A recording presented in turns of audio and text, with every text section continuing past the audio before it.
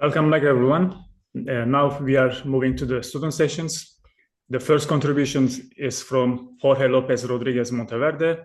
He's a master's student at Autonomous University of Madrid, and he will talk about effect of dynamical capture on two equal mass non-spinning black hole. Jorge, you can start. I will inform you when you have 2 minutes. Okay, so welcome to my presentation. This presentation is about this preprint, but there are some differences with this version. And there will be even more changes with the final published version. And this work has been possible due to the supervision of Santiago Jaraba and Juan García Bell. So let me introduce this work. The goal is to study strong gravity hyperbolic encounters that lead to a merger. These are called dynamical capture, and what are their consequences on the final black holes, the trajectories, and the emitted gravitational waves.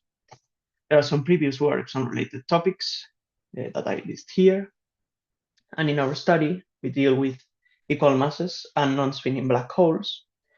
And we will introduce a phenomenological waveform model to parametrize the Weyl scalar for different initial conditions, and what are the effects on the final black holes after the merger. And the simulations have been computed using the Einstein Toolkit. So the initial conditions, as I have said, there are no spins, so the spins are 0.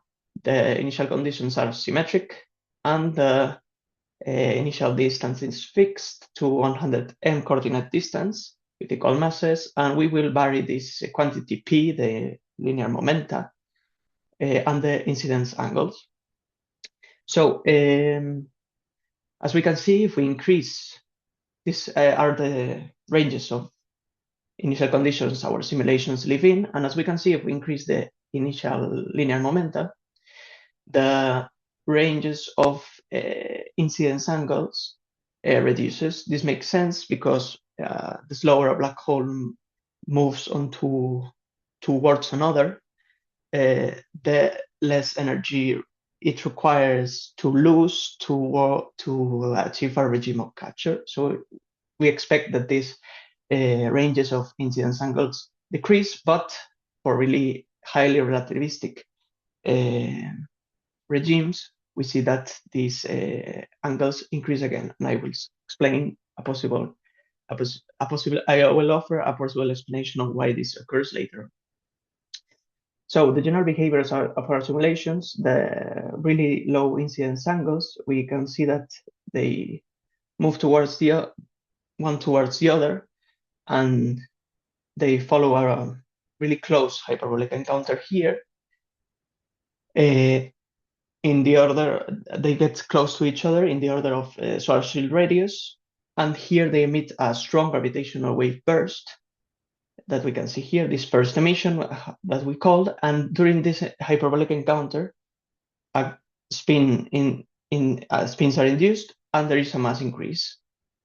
Also, since the area is directly related to the irreducible mass, there is an area increase as well of the black holes that interact during the hyperbolic encounter. After this, the black holes fly away in a short-lived eccentric orbit that then leads to a merger where a second emission is produced, and the final black hole has a great amount of spin and great mass as well.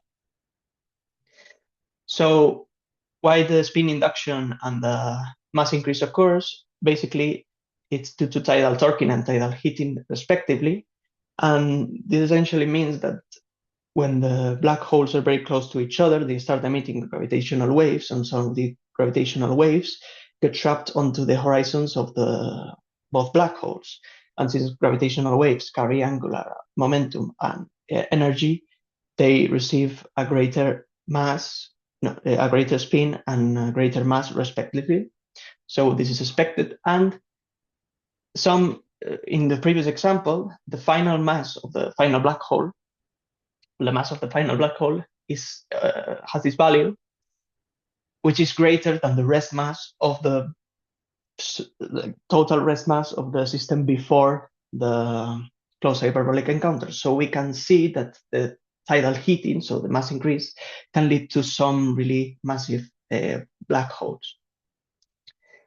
So the waveform model, essentially, we have a very simple description, which is that the first emission will be a Gaussian modulated waveform of this kind, where the amplitude and the phase and the Gaussian distribution. The second emission we divided in two, with first the same description, with a Gaussian distribution and the phase, and the second substituting the Gaussian portion with a breakdown component. So this is divided in two portions, and the first one is just a simple description of a Gaussian modulated distribution. And here we fit first the amplitude and then the phase to obtain the parameters separately, because that way is more accurate to obtain first three and then two parameters for each part.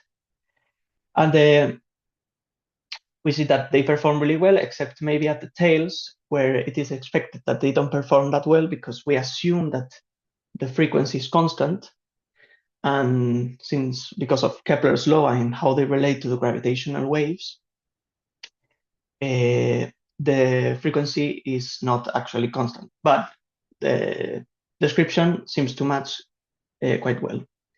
If we do these fits for all the simulations and we measure the time intervals between each of the peaks and we plot them with respect to their incidence angles, we see that they grow very slowly at first and they seem to diverge.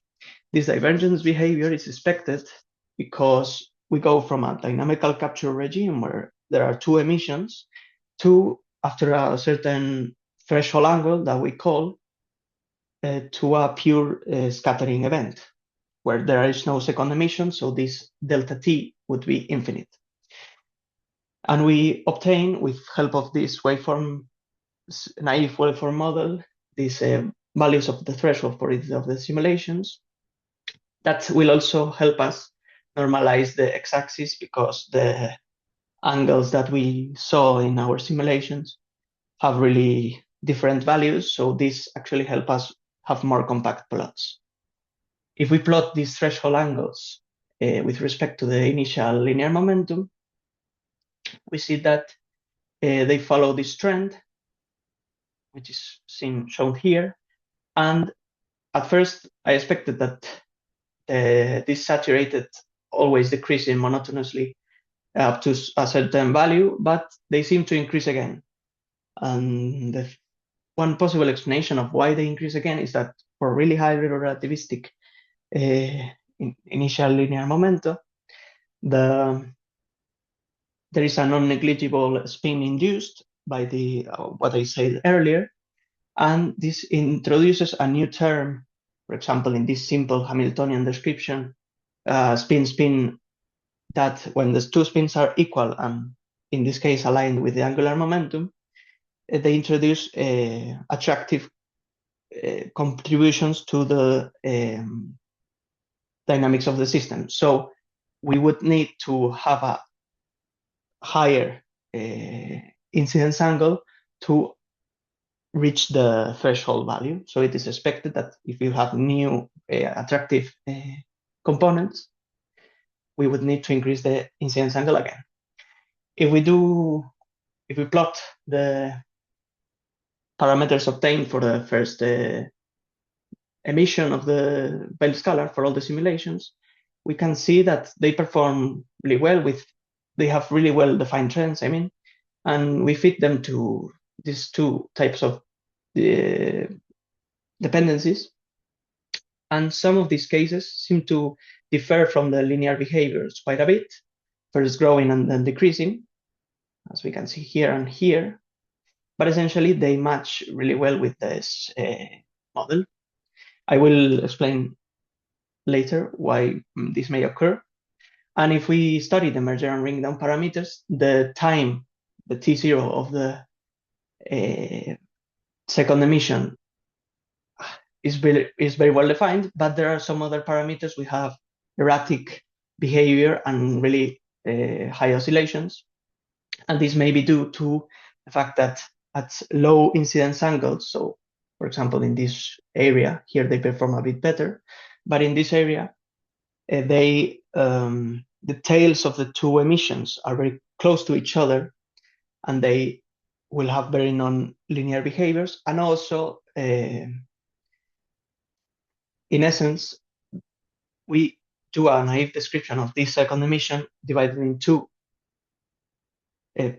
distributions, but essentially this is actually just one distribution and has very nonlinear behavior. So describing it as a sharp separation between these two descriptions is a very naive description, but they offer us a good description of what the order of magnitude of the parameters are expected to be. And well, lastly, I will explain a bit of the final black hole properties. I plot all of the black hole properties. Just first mention that all of our simulations fulfill Hawking's area theorem. So this fractional area difference is greater than 0 as expected, and this is a diagnostic test of our simulations. But we see one interesting thing is that all of the results seem to have some sort of critical behavior. So first they decrease and then they increase again. So they have a inflection point, some value in all of the curves. And this may be due to the, I can explain a bit later if you're interested, but essentially due to Jorge, you have 1 minute left before the question. Essentially, going from dynamical capture to head-on collisions, where there is not such a strong emission of gravitational waves near the head-on collision emission for the first emission, so the close hyperbolic encounter. And just as a very final review, we have done some simulations on dynamical capture of two equal mass non-spinning black holes. We have parametrized in our waveform model the Weyl scalar. We have accurately defined the time interval between the two emissions. We have seen good accuracy for the first emission and not so good for the second, but we can obtain the ranges of incidence of the parameters that we expect. And just that the final black holes present really complex behavior that arise from the previous system where there's a great angular momentum loss and there's tidal heating and tidal torquing, which are relevant effects in our dynamics. And that's it. Thanks. Thank you very much, Jorge. Very, very nice talk. Now we will move to the question.